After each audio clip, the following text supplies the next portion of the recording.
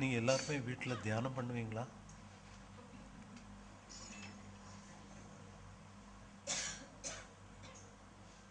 நான் உண்மையிலே தான் கேட்குறேன்.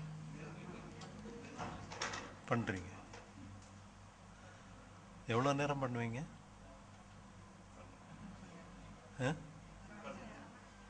அரை மணி நேரம், 3/4 மணி நேரம்?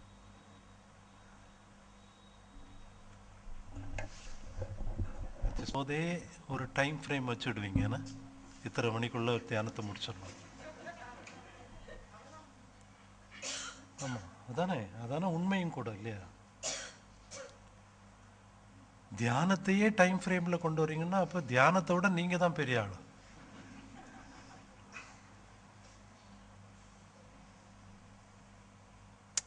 தியானத்தையே டைம் ஃப்ரேமுக்குள்ள எல்லாம் கொண்டு வரீங்க.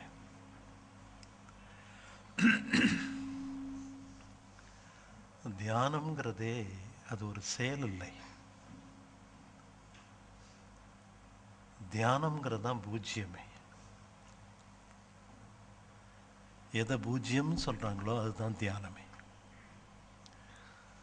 அதை எந்த ஃப்ரேமுக்குள்ளேயும் நீங்கள் கட்டுப்படுத்த முடியாது. அது உங்கள் கால கணக்கீட்டுக்கு அது உட்படாதது. காலத்துக்குள்ளேயோ தேசத்துக்குள்ளேயோ நேரத்துக்குள்ளேயோ ஒரு இருப்பிடத்துக்குள்ளேயோ தன்னை அடக்கி வைக்க முடியாத ஒரு நிலை. நாம் செய்கிறது எல்லாமே அந்த தியானத்தை எய்துறதுக்கு, தியானத்தை போய் அடையிறதுக்கு செய்யக்கூடிய சில முயற்சிகள், சில அபியாசங்கள், அவ்வளோதான். ஆரம்பத்தில் ஒரு 10 நிமிஷம் 20 நிமிஷம் ஆரம்ப சாதகம் பரவாயில்ல. நாட்கள் செல்ல செல்ல செல்ல, அதாவது நீங்கள் தியானம் எடுத்து சூரியன் ஒரு முறை சூரியனை பூமி வலம் வர்றது ஒரு காலகட்டத்துக்குள்ள உங்கள் வாழ்க்கையே தியானமாக மாறணும். நம்முடைய entire life has to become meditative.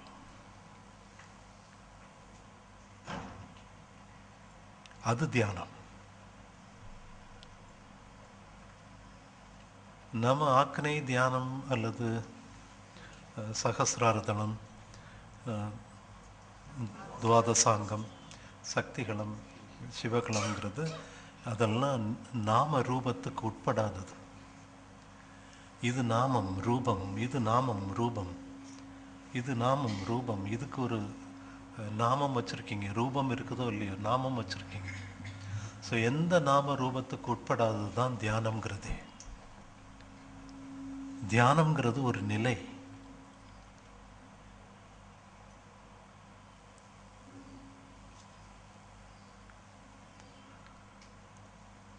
காலையில் இதுவரைக்கும் சொன்னதெல்லாம் கொஞ்சம் கொஞ்சம் புரிஞ்சிருக்கும், நிறைய புரிஞ்சிருக்காது. இப்போ சொன்னது நிச்சயமாக உங்களுக்கு புரிஞ்சிருக்காது, எனக்கு தெரியும் நல்லா. பட் என்றாலும் என்னுடைய வாயிலிருந்து வந்ததுனால என்னால் அதை கட்டுப்படுத்த முடியல, சொல்லிட்டேன். ரொம்ப அரிய பிறவி மனித பிறவி.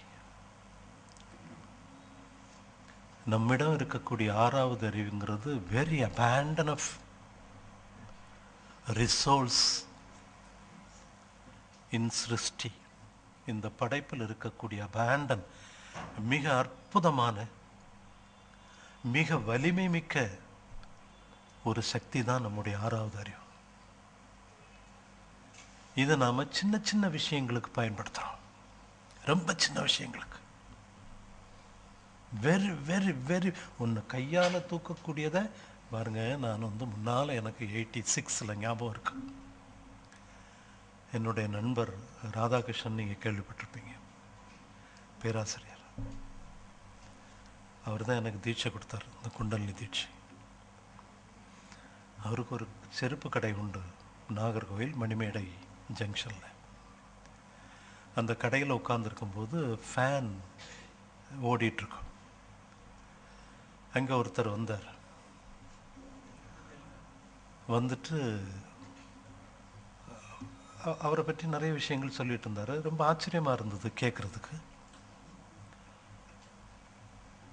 கடைசியில் தன்னுடைய சக்தியை அவர் பலப்படுத்தி காண்பித்தார். எப்படி காண்பித்தார்னா, ஓடிட்டு இருந்த ஃபேனை கண் பார்வையால் நிறுத்திட்டார்.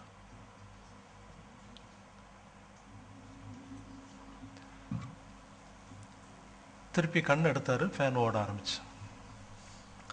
ரொம்ப சோர்ந்துட்டார் அந்த நேரத்தில்.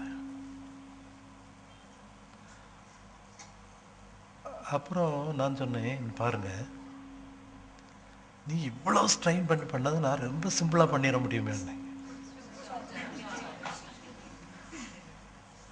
அவர் நினச்சார், அவர் ஏற்கனவே என்னை பற்றி கேள்விப்பட்டிருக்கார். இப்போ இவர் வேற ஏதோ விஷயம் வச்சிருக்கார் போல இருக்கு, இவர்கிட்ட கற்றுக்கணுமேன்னு நினச்சிட்டு நடந்த உண்மை. எனக்கு கொஞ்சம் தனியாக சொல்லித்தாங்களே. இது ரொம்ப ஓப்பன் சீக்ரெட். அந்த சுவிட்சை ஆஃப் பண்ணுங்க, நின்றுடும். நல்ல சக்தி இருக்கு. இந்த நல்ல சக்தியை நாம ரொம்ப ரொம்ப சின்ன சின்ன விஷயங்களுக்கு பயன்படுத்துறோம். And so the human being failed. இதனால தான் மனிதன் வாழ்க்கை தோற்றதற்குடைய அடிப்படை காரணமே அதுதான். நம்ம வாழ்க்கையில் இருக்கக்கூடிய தோல்விக்கான அடிப்படை காரணமே, we use the abandon of energy for a little bit need of the eyes and nose for the tongue and for the skin, and not even for you. உங்கள்கிட்ட இருக்கக்கூடிய அபரிவிதமான சக்தியை உங்கள் கண்ணுக்கும் காதுக்கும் நாக்குக்கும் தோலுக்கும் மட்டும் பயன்படுத்துகிறீங்க.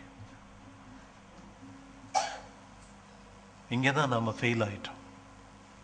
ரொம்ப அபூர்வமான பிறவி சகோதர சகோதரிகளே, மானுட பிறவி. ஒரு முறை மட்டுமே கிடைக்கக்கூடிய ஒரு பிறவி. A single time visit to the globe. இந்த பூமிக்கு ஒரே ஒரு முறை நாம் வந்திருக்கிறோம். அடுத்த முறை நீங்கள் எப்படி வருவீங்க, என்ன மாதிரி வருவீங்க தெரியாது. So this time is very certain, with good physique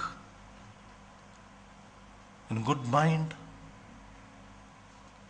அடுத்த முறை எப்படி தெரியாது. இந்த கால் இதே மாதிரி இருக்குமா, ஊனமாகுமா தெரியாது, பேச முடியுமா தெரியாது, நாக்கால பிரயோஜனமா மூக்கால பிரயோஜனமா தெரியாது, மனுஷனா பிறப்பியாங்கிறதே ஒரு கேள்வி. எத்தனை பேர் நம்மளை திட்டிருக்காங்க, நீ அடுத்த பிறவியில்.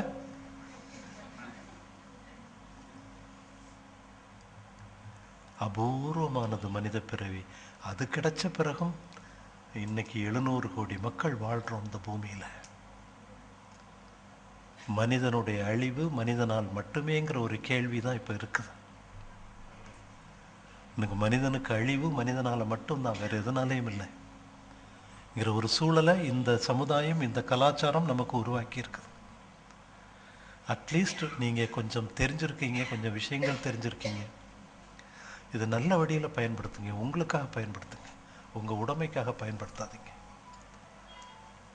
உங்கள் பொருளுக்காகவோ புகழுக்காகவோ ஆதரவுக்காகவோ பயன்படுத்தாதீங்க. உங்களுக்காக பயன்படுத்தி பாருங்கள்.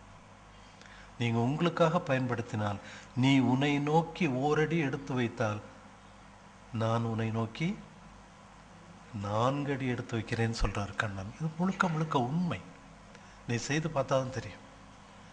ஒன்றும் இல்லைங்க, ஒரு துருப்பிடிச்ச குண்டூசி இருக்குது வச்சுக்கோங்க, இந்த சைடில் ஒரு மேக்னெட் இருக்குது வச்சுக்கோங்க. இந்த மேக்னெட் இங்கே தான் இருக்கும், துருப்பிடிச்ச ஊசியும் இங்கே தான் இருக்கும். நீங்கள் எடுத்து அந்த துருவை மட்டும் எடுத்துட்டு இருந்த இடத்துல அப்படியே வச்சு பாருங்க, அந்த மேக்னெட்டோட ஒட்டிடுதா இல்லையா? நீ எந்த முயற்சியும் எடுக்க வேண்டாம். நீ மேக்னெட்டை பக்கத்தில் கொண்டு போக வேண்டாம், மேக்னெட்டை ஊசியை பக்கத்தில் கொண்டு வர வேண்டாம். துருவை மட்டும் ரிமூவ் பண்ணிட்டாலே போதும், அது எடுத்துக்கும். அதே மாதிரி தான் நாமும். Blessed are the pure in heart, for they will see the God.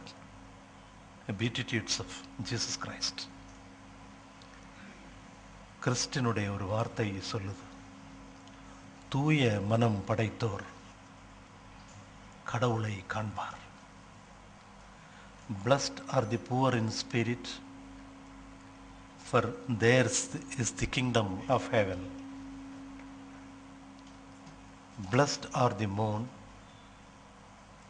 for they will be comforted. Blessed are the meek,